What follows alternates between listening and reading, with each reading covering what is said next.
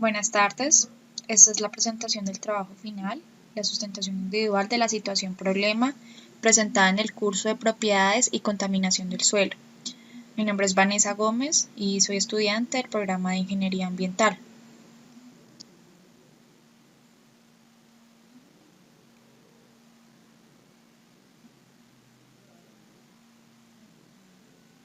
Diagnóstico del problema.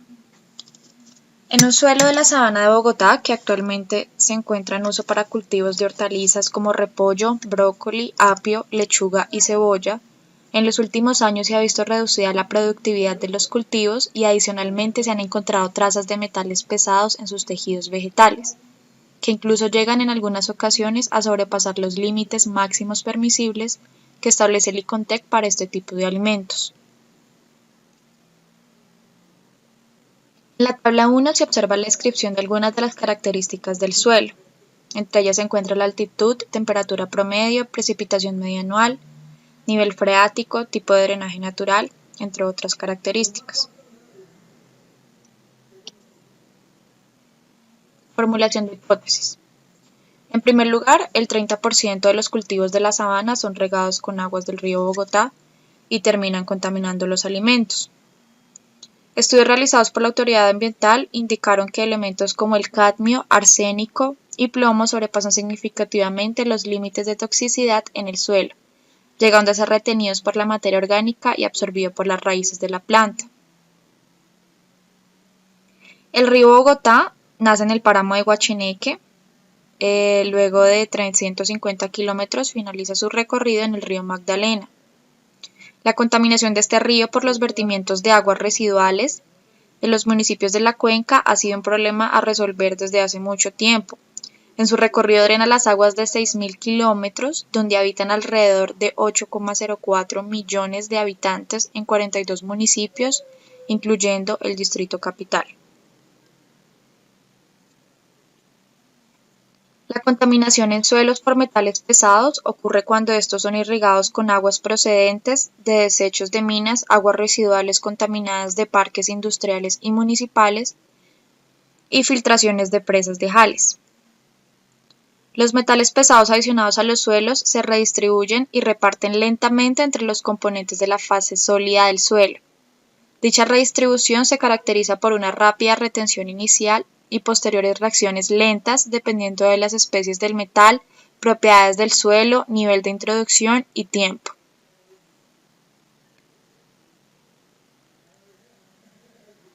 Según las características del suelo, que se recopilaron en el diagnóstico del problema, se deduce que este suelo tiene muchas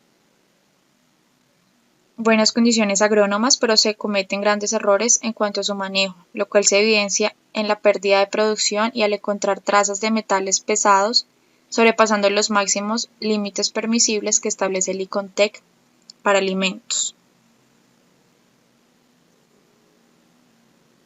Como ya se ha mencionado antes, los principales contaminantes que se encuentran son metales como arsénico, cadmio, cobalto, cromo, cobre, hierro, mercurio, manganeso, níquel, plomo, estaño y zinc, y una amplia variedad de sustancias orgánicas e inorgánicas potencialmente tóxicas, las cuales afectan a los cultivos de la situación problema.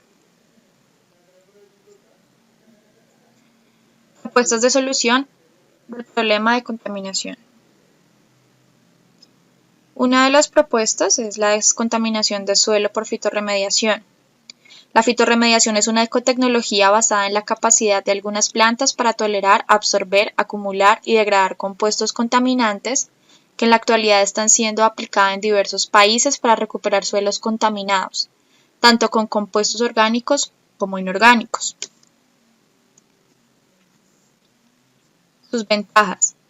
Frente a las tradicionales técnicas físico-químicas, la fitorremediación presenta diversas ventajas, entre las que se puede destacar su menor coste económico, su aproximación más respetuosa con los procesos ecológicos del ecosistema edáfico y el hecho de ser una tecnología social, estética y ambientalmente más aceptada. Por ello, no es de extrañar que la fitorremediación se contemple cada vez más como una alternativa ambientalmente respetuosa frente a las técnicas físico-químicas. La fitoextracción es la fitotecnología más prometedora para la recuperación de suelos contaminados por metales pesados, los cuales suelen presentar una alta persistencia en los suelos. Esta se basa en el hecho de que mediante diversos procesos fisiológicos las plantas pueden actuar como bombas de succión alimentadas por energía solar a través de la fotosíntesis.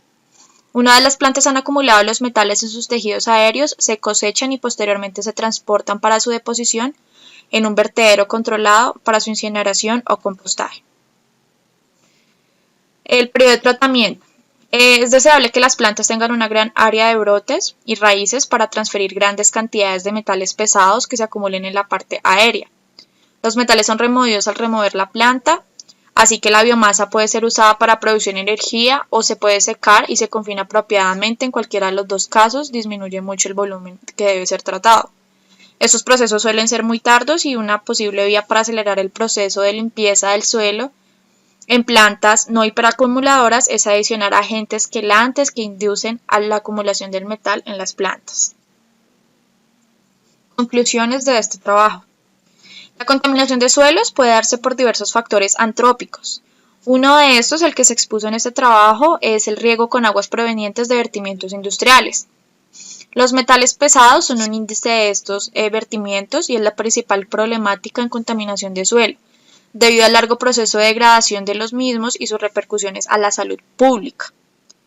Existen varios métodos de descontaminación de suelo. En este trabajo se expuso solamente uno, que fue la fitorremediación, y una de las alternativas más amigables con el ambiente y más convenientes desde el punto de vista económico.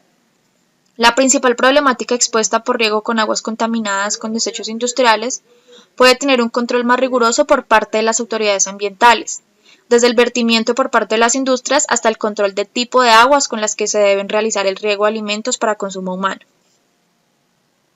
Esta fue la bibliografía consultada, se hizo una investigación exhaustiva y acá se observan los documentos consultados. Muchas gracias y esta fue la presentación del trabajo final.